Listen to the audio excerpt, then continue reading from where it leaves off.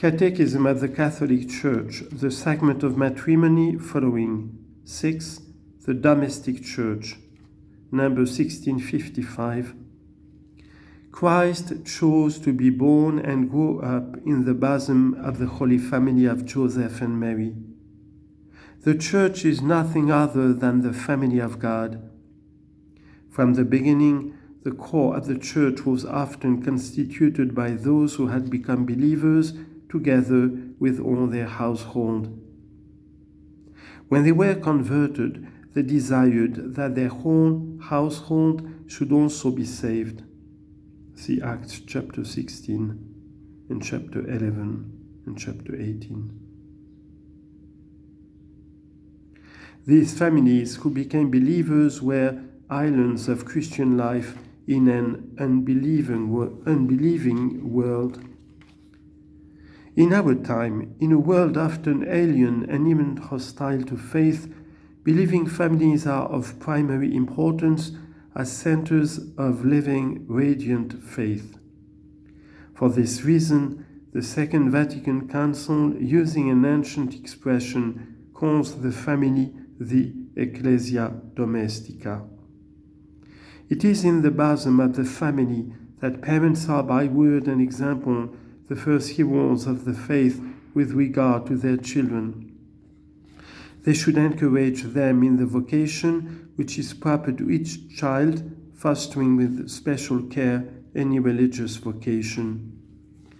It is here that the father of the family, the mother, children, and all members of the family exercise the priesthood of the baptized in a privileged way, by the reception of the sacraments, prayer and thanksgiving, the witness of a holy life, and self-denial and active charity.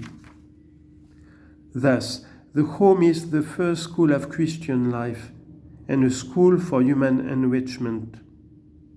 Here, one learns endurance and the joy of work, fraternal love, generous, even repeated forgiveness, and above all, divine worship in prayer and the offering of one's life.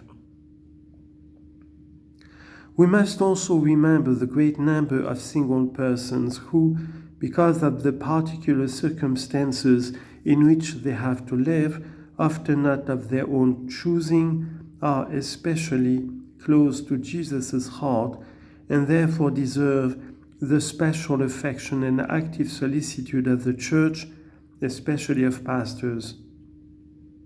Many remain without a human family, often due to conditions of poverty. Some live their situation in the spirit of the Beatitudes, serving God and neighbor in exemplary fashion.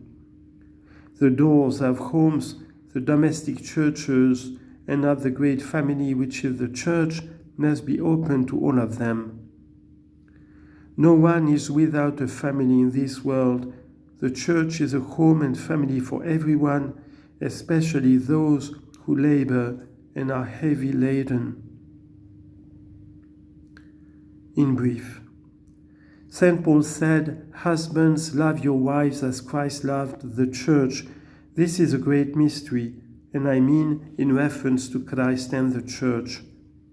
Ephesians chapter 5, verse 25 and 32. The marriage covenant by which a man and a woman form with each other an intimate communion of life and love has been founded and endowed with its own special laws by the Creator. By its very nature, it is ordered to the good of the people, to the good of the couple, as well as to the generation and education of children. Christ the Lord raised marriage between the baptized to the dignity of a sacrament. The sacrament of matrimony signifies the union of Christ and the Church. It gives spouses the grace to love each other with the love with which Christ has loved his Church. The grace of the sacrament thus perfects the human love of the spouses, strengthens their indissoluble unity, and sanctifies them on the way to eternal life. Marriage is based on the consent of the contracting parties, that is, on their will to give themselves each to the other, mutually and definitively, in order to live a covenant of faithful and fruitful love. Since marriage establishes the couple in a public state of life in the Church, it is fitting that its celebration be public in the framework of a liturgical celebration before the priest or a witness authorized by the Church, the witnesses, and the assembly of the faithful. Unity, indissolubility, and openness to fertility are essential to marriage. Polygamy is incompatible with the unity of marriage. Divorce separates what God has joined together. The refusal of fertility turns married life away from its supreme gift, the child. The remarriage of persons divorced from a living, lawful spouse contravenes the plan and law of God as taught by Christ. They are not separated from the Church, but they can't receive Eucharistic communion. They will lead Christian lives, especially by educating their children in the faith.